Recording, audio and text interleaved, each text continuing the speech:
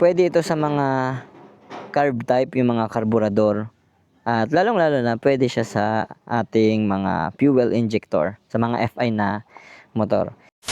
So, ito mga paps, explain natin kung para saan itong carbon cleaner. So, ano bang naitutulong nito sa mga motor? Lalong-lalo na sa mga luma na yung mga motor. 3 years and above na yung mga motor. So, itong carbon cleaner is, turo muna natin kung paano gamitin. Minimix lang ito sa gasolina. Ito, ayan mga paps.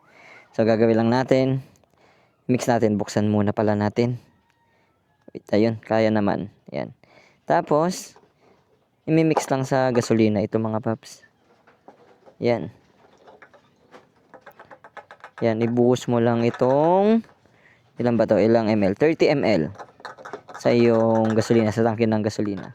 Tapos, ang gawin mo, after mong ibuhos lahat ito, mag full tank ka na ng gasolina. Tapos, i-mix-mix mo na. Yan, ganun lang gagawin yon. Pwede ka na mag full tank. Or pwede naman pag full tank na, saka mo siya ilagay. Walang problema. Tapos, i-mix mo lang. Sa akin, konti na lang kasi full tank na eh. Ayan oh. Pero, siyempre, mamaya, i-full tank ko na. Pero nakikita naman, ayun mga paps, nakikita. Pa-full tank na siguro mga isang litro na lang ng gasolina. Full tank na yan. Eto mga paps, ang use nito is, from the word carbon cleaner, tinatanggal niya yung mga carbon deposit na namumuo dyan sa ating mga sa combustion chamber. Yan, nililinis niya rin. Pwede pala ito sa ano mga paps ha? Pwede ito sa mga carb type, yung mga karburador. At lalong-lalo na pwede siya sa ating mga fuel injector, sa mga FI na motor. Kasi tinatanggal yung mga carbon deposit, and then at the same time nalilinis niya rin yung karburador. Ayan o. Ito makikita ninyo, clean up carbon deposit.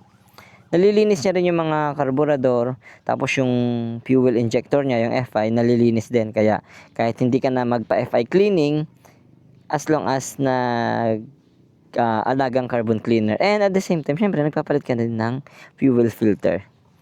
Talagang alaga niya ang ating injector nito. And then, syempre, sa karburador, nalilinis niyang karburador. Ito makikita ninyo dito. Fuel injector, carburetor, yung idle air blends, throttle bodies, manifold, and intake valves. Yan. Lalabas niya dito. Nilalabas niya yung mga carbon deposit. Kahit ang tawag dito, kahit yung, ang tawag dun, yung throttle body is na lilinis niya rin. Although, kung sa mga FI, hindi naman dumadaan dyan yung gasolina. Pero sabi kasi dito, kasama din dito yung tawag dito, throttle bodies. Napakalaking tulong nito mga paps. Kaya sa mga hindi pa gumagamit ito at luma na talaga yung motor, gamit na kayo nito. Napakalaking tulong ng carbon cleaner. Ang paggamit nito is every 3 months or every 3,000 kilometer na pagtakbo, lagay ka na naman ulit. Hindi naman magastos, nasa 100 plus lang naman ito. Tapos every 3 months pang gamit, o kaya every 3,000 kilometer. Kung anong mauna dun mga paps. So, yun lang. I hope it helps. Thank you for watching and subscribe na rin tayo. Thank you so much.